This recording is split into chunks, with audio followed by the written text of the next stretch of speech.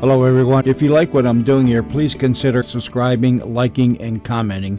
It would really help the channel out quite a bit. Thank you very much. General Mills, makers of Wheaties, Breakfast of Champions, and Cheerios, the oat cereal ready to eat, presents the Silver Eagle. A cry of the wild, a trail of danger, a scarlet rider of the Northwest Mounted serving justice with the swiftness of an arrow. The Silver Eagle.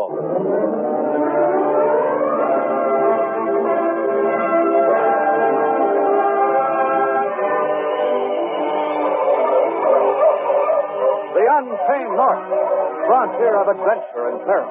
The lone, mysterious North, where one man dedicated to the motto of the Canadian Northwest Mounted Police faces danger and death to bring in the lawless and maintain the right. The most famous Monty of them all, the Silver Eagle. The transcribed record and events dealing with our Silver Eagle case after this message. Champions are made, not born. If anyone knows that's true, it's Wheaties champion Bob Lemon, outstanding pitcher for the Cleveland Indians. Here's his story. Bob played infield at Wilson High. That's where he got his batting eye. He worked instead of merely wishing. To be a champ was Bob's ambition. He chose Wheaties for top condition. A pitcher now, Bob made his mark. He still relies on Wheaties Spark. Because Bob Lemon, a steady Wheaties eater for 19 years, knows Wheaties gives him this important energy bonus. There's a whole kernel of wheat in every Wheaties flake. Burn it in, Bob. Keep 'em swinging. Hey, hey, hey! He's on his way, on his way, he's on his way, on his way. Get on your way with Wheaties. 'Cause champions are made, not born. Yes, sir. Get on your way. Get on your way. Get on your way with Wheaties. Breakfast of Champions.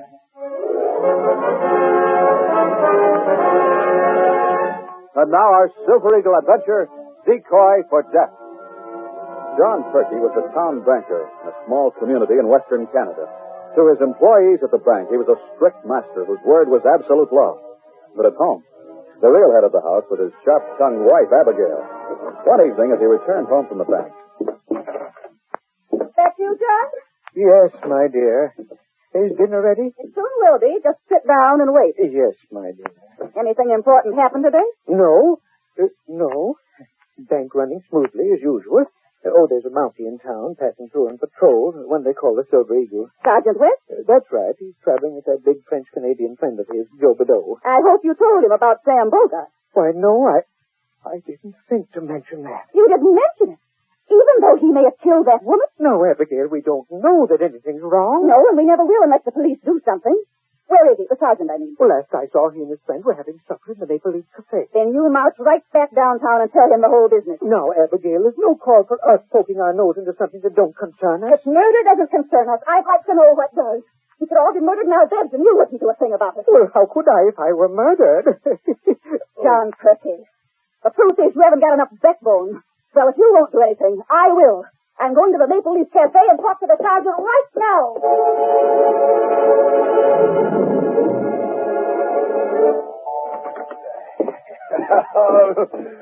Big Kush, that'd be pretty good dinner. Those last two steaks just hit the spot. I'd sure like to eat. You've got an appetite like a hippopotamus. Hippopotamus? A hippopotamus. He has a jaw that long. Son of a gums up. How he get his shirt on? Sergeant West. Pablo, here come banker's wife. She got jaw like hippo, what you call it. I was hoping I'd find you here. Good evening, Mrs. Perky. You may not think so when you hear what I have to tell you. By the way, this is my friend, Joe Bedeau. Bonsoir, madame. We've met before. He sat on my hat at the church benefit. Sorry about that. What's wrong, Mrs. Perky? That's what I'm counting on you to find out. I don't understand you. Do you know Sam Bogart? Yes, at least I know who he is. He has a little sheep ranch near town, doesn't he? That's right. I have a suspicion that he's guilty of murder. Murder? You'd better explain that. Well, about 2 months ago, he brought a woman out to his ranch. Who was she? He claims she was his sister. Said she came out from the east to stay with him. That may or may not have been the truth, but anyhow, that woman has disappeared. How do you know? Because I haven't seen hide or hair ever since, that's why. Perhaps she doesn't care to come into town. I've gone out there 3 times to pay her a sociable visit. Every time Sam Bogart turned me away. Said she wasn't feeling well. Wouldn't even let me in the house. I see. And there's something else. Now, Sam Bogart doesn't make $500 in a whole year. But right after she came, my husband told me that Sam deposited $5,000 in the bank. Oh, my God, that'd be a lot of money. You bet it's a lot of money. And if you ask me, he got it from that poor woman. She was probably one of them mail-order brides you read about. He lured her out here just to get his hands on that money, and then he killed her. That's a mighty serious charge, Mrs. Perky. Your duty is plain, Sergeant. What are we going to do, mon ami? I guess we better ride out there and investigate.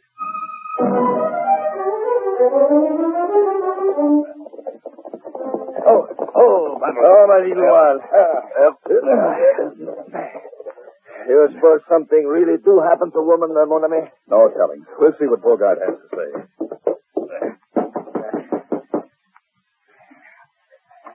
Yes? Oh, sure, Sergeant. Evening, Sam. Bonsoir, my friend. Howdy, Joe. May we step inside? Sure. Come in. What can I do for you? I understand your sister's staying here with you. Why, yeah. That is, she was staying here. Where is she now? She left just a few days ago. Went back east. Oh? Where'd she go? Toronto. Can you give me her address there? Her address? Oh, say, now, look, Sergeant, what's this all about? Why all the questions? Your sister wasn't seen after she came here, Sam. Frankly, that aroused suspicion. I just want to make sure nothing happened to her. Oh, that's it. I suppose that old windbag Abigail Perky put you up to this. You still haven't answered my question. Well, what do you want to know? Her address in Toronto. I don't know her address. Sacre bleu, she be your own sister, my friend. She don't have a home of her own. She boards in a hotel. Don't you know which one? No, I don't. Do you mind if I search your house? You're doggone right I mind. Why, if you got nothing to hide? Because I don't like the idea, that's why. I'm not going to let a redcoat poke around my house just to satisfy some nosy old woman. I can understand how you feel, but don't you realize you're only making things look more suspicious? Why not submit to Have it? you got a search warrant? I can get one. Well, you haven't got one yet. So you better clear out. Oh, no, good. You talk kind of tough, my friend. Maybe Joe Never better... mind, Joe. He's within his right. Come along. Oui, mon ami. Man's home is his chapel, Sergeant. Just remember that. Come, castle. What we do now, Chime? Only one thing I can do. Go to the justice of the peace and get a search warrant. You stay here and keep a watch on the house. Ride with me as far as that line of trees and wait there. What if he try leave before you come back? If he does, we'll know something's wrong. Don't try to stop him, but follow him. Okay, donkey. Let's mount. All right, steady, Battle. Yep.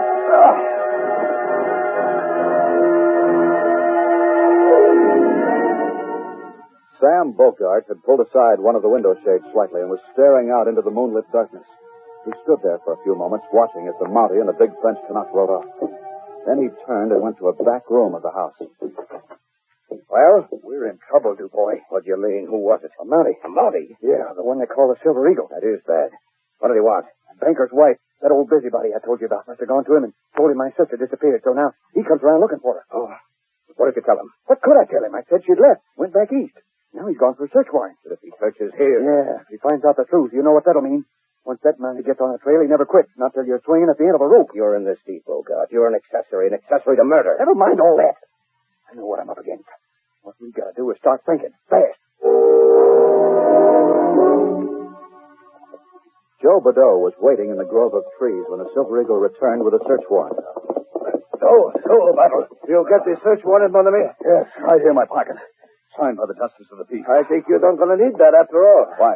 Our friend, Monsieur Bogart, he copped the flee. I mean, he flee the coup. When? Well, just a little while after you leave. He go out back way to stable and hitch up buckboard. And that don't be all. What do you mean? Before he drive away, he go back in the ranch house. And when he come out, he carry big, long bundle. A big, long bundle? You mean... Hey, just about big enough for human body. Which way did he go? He take trail away from town, head south. Let's go after him. Come on, Battle. Up, my little one.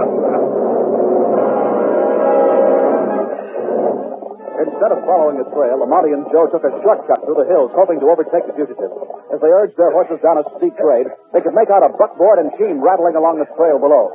There he goes, mon ami. I'll fire a shot so he'll know we want him to stop. The driver of the buckboard didn't stop, but the Mountie and Joe soon overtook him. Stop your team, Bogart. Is that you, Sergeant? Didn't you hear my signal? I heard the shots, if that's what you mean. Well, I thought I was being attacked by road agents. Mind telling me where you're going? I figured I'd take a trip down to Medicine. This be crazy time of night to take sleep, my friend. What are you carrying in your wagon? A bedroll and some clothes. I'll see for myself. Now, hold on, Sergeant. You got no right to go poking in my personal belongings. I have a search warrant this time, Bogart. That'll cover a search of your wagon as well as your ranch house. Keep 'em covered, Joe. Oui, mon ami. I'll see what's wrapped up in this long bundle.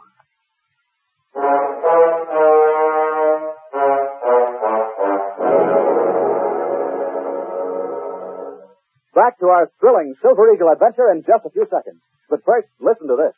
This is Mel Allen, sports announcer. Maybe you're interested in what big league scouts look for in young players. Take the case of Harvey Keene of Detroit, voted Rookie of the Year in 1953. Harvey could hit, sure, but more than that, the scouts noticed he soaked up instruction, practiced hard, followed a good training diet, including Wheaties. Now, I happen to know Harvey's been eating Wheaties 17 years now, since he was 6. Scouts tell me too many boys dream of waking up and finding themselves champions. What they don't realize is champions are made, not born. That's a fact.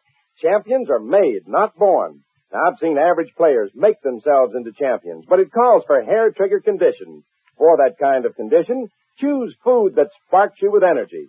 Champions choose Wheaties. There must be a reason, and this is it. There's a whole kernel of wheat in every Wheaties flake. If you want to get on your way to the top, keep in mind champions are made, not born. Get on your way with Wheaties, breakfast of champions.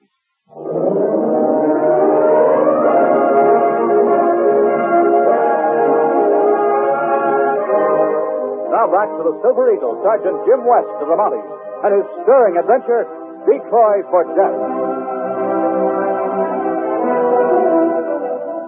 While Joe kept an eye on Sam Bogart, the Silver Eagle climbed into the back of the wagon and proceeded to untie the long, sinister-looking bundle which Sam had been carrying. But as he struck a match and examined the contents, he was amazed to find, well, I'll be... What you find, mon ami? Just a rolled-up straw mattress, a blanket, and some clothing. Son of a car. I suppose you were counting on finding a dead body.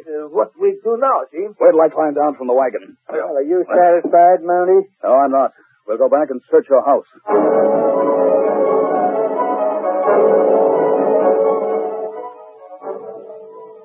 You searched out in the stable, and he's been poking around the house for the last half hour.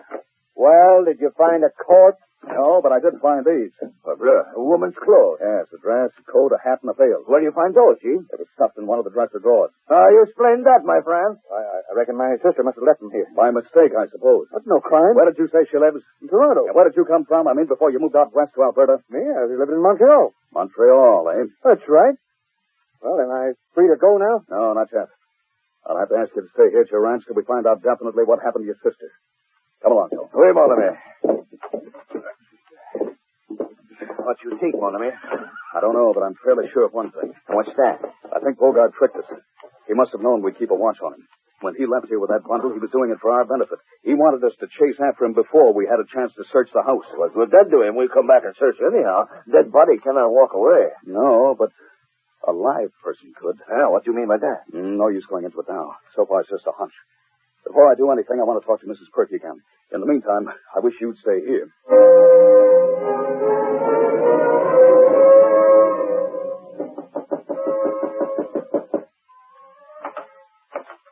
Oh, the Silver Eagle. Evening, Mr. Perky. I'd like to speak to your wife if she's home. Oh, why, certainly, Sergeant West. Come in. Thanks. Oh, Abigail. Yes, who is it? Oh, it's you, Sergeant. Tell me, what did you find out? Were my suspicions correct? I don't know. His sister is not at the ranch. He claims she went back east to Toronto. You mark my words, Sergeant. That man is lying. Now, Abigail. I think you're right, Mrs. Perky. You hear that, John? Yes, my dear. I'd like to have a little more information. You just ask me anything you want to know. How did you first learn about this woman? Oh, I saw him driving away from the railway station. He was sitting up beside Sam Bogart on the seat of the buckboard. Did you get a look at her face? No, I didn't. She was wearing a veil. Besides, it was rather dark out. You see, it was evening. She must have come in on the 7:15 from Medicine Hat. Did you speak to Sam or the lady? No, I didn't get the chance. But I saw him the next day at the general store. That's when he told me she was his sister. Can you describe her at all? I mean, was she large or small? Well, now, stop to think of it. She was, rather a large woman. Seemed a bit taller than him. One thing more. You told me this woman arrived about 2 months ago. Can you remember the exact date? Oh, land's sakes, that's rather difficult now. Let me think. I remember it was the day after Mrs. Jessup sent John for my help. Boy child. And, that was, yes, that's right. It must have been April 24th. The 24th, and it does tie in. I have something here in my pocket. Have you ever seen this before? Well, that's a reward notice. Read it, John. Frank the boy, wanted for murder in Montreal.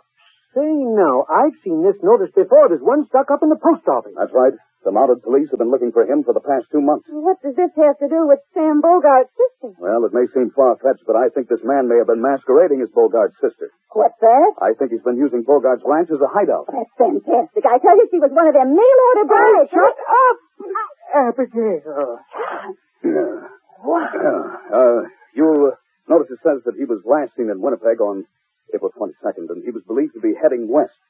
His height is given as 6 foot, which means he's about 2 inches taller than Bogart. Oh, by heavens, you may have something there, Sergeant. That's another point. He killed a bank messenger, and the loot amounted to a little more than $5,000. $5,000? Well, say, that's how much Bogart put in the bank the day after the woman showed up. Your wife has already told me. He probably had to pay over the loot to Bogart in exchange for a safe hideout. Well, what do you intend to do now? Well, first I'm going down to the railway station and have the telegraph operator get in touch with Montreal to learn if Sam Bogart told us the truth.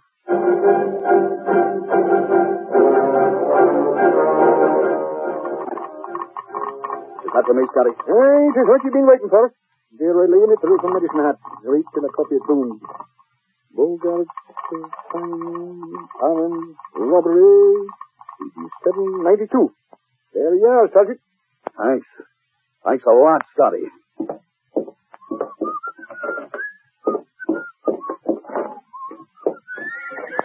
Steady, Bundle. All right, let's go on.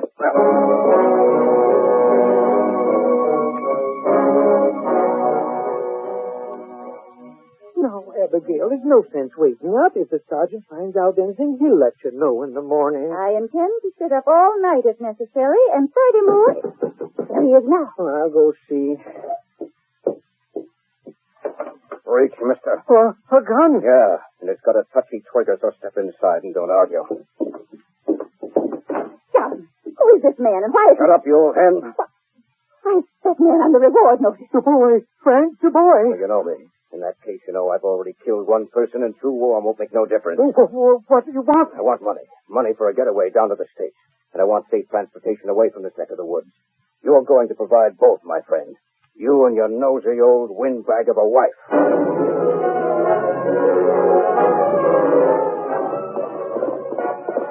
Oh, Battle. Come, Savage. What take you so long? I was waiting for a reply to a telegraph message.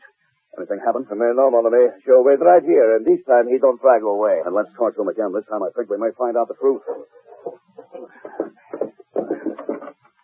Hello, Bogart. You back again? Yes, we're coming inside. I have a few more questions to ask you.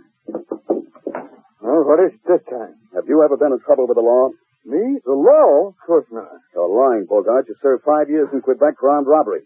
Oh, you found out about that. Yes, I wired the police in Montreal. All right, so I've got a record. What about it? Ever hear of a man named Frank DuBois? Frank DuBois?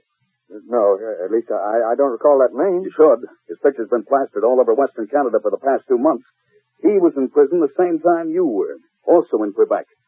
Did you know him? I Tell the truth, Bogart. He was my cellmate. I see. You want to go on and tell me the rest of the story, or shall I tell you? I don't know what you mean. Oh, yes, you do. That woman who came to your ranch was actually Frank DuBois. Woman named Frank? Sacre bleu. You brought him here in disguise and hit him out for $5,000. No. Where did he go when he left you? I tell you, I don't know nothing about I'm warning you, Bogart. You're already an accessory after the fact. If DuBois kills again, I'll see that you pay the full penalty of the law. All right. I'll talk. He was here. He got away while you and Joe were trailing me. Where'd he go? He asked me where the banker lived. He said he was sore at the old lady for sending you out here. I told him to forget her and clear out. Come on, Joe. We better make sure she's all right.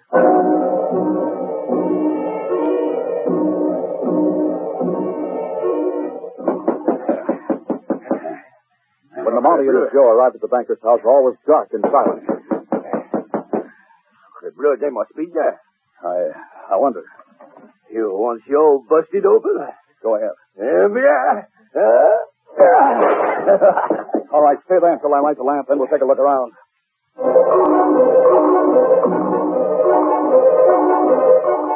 Meanwhile, a buggy drawn by 2 horses was just pulling up at the rear of the bank. Oh, Duke.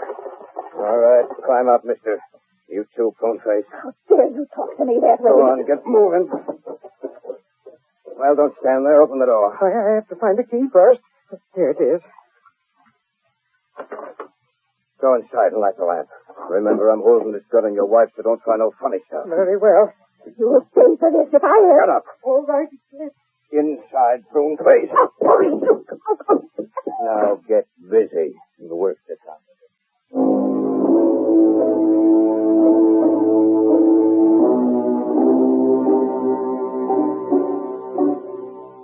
And there's your money. Now what? Who runs the bank when you're not here? My chief teller, Donald McClure. All right. There's pen and ink and paper. Sit down and write him a note. I'll tell you what to write. My wife and I have gone to Medicine Hat. My wife and I. We'll be back in 3 or 4 days. Where'll be... There's someone at the front door. I hear it. They must have seen the light. I'll have to answer it. Go ahead. Tell them you're working late. And don't let on I'm here or your wife gets a bullet. For heaven's sake, John, don't give him away. You don't want him to kill me, do you? No, my dear.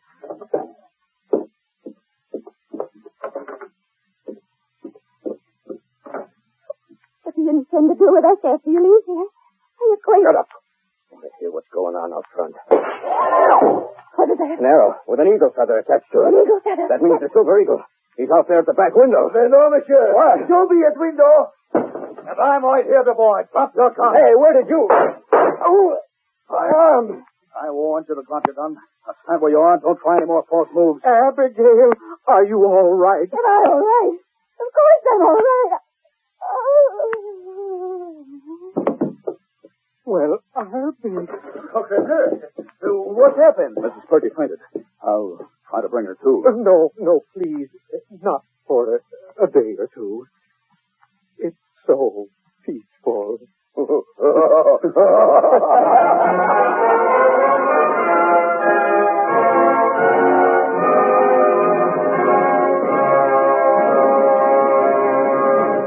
Wow, wait till you kids see the big surprise waiting for you at your grocer's. Listen, when you buy the specially marked Cheerios package, you get a free pack of Dentyne gum. Yes, sir, there's a regular 5-cent pack of Dentyne gum right inside the Cheerios package. Now, there's a good reason why Cheerios brings you the pack of Dentyne. You see, Cheerios is made from energy-packed oats, made to give you vitamins and minerals you need for healthy nerves, good red blood, and naturally good sound teeth. So, to help you keep those teeth sound, Cheerios offers you a pack of Dentyne gum because Dentyne is especially made to help keep teeth clean and white. So ask Mother to get that special Cheerios package tomorrow. Tell her to get the big yellow Cheerios package that says free Dentyne gum right on the front. You'll find your free pack of Dentyne inside.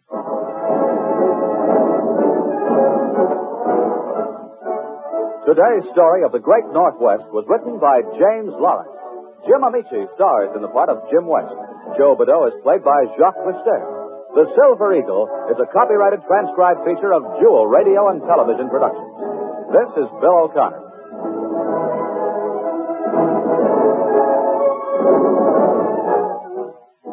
This program came to you from Chicago. This is ABC Radio Network.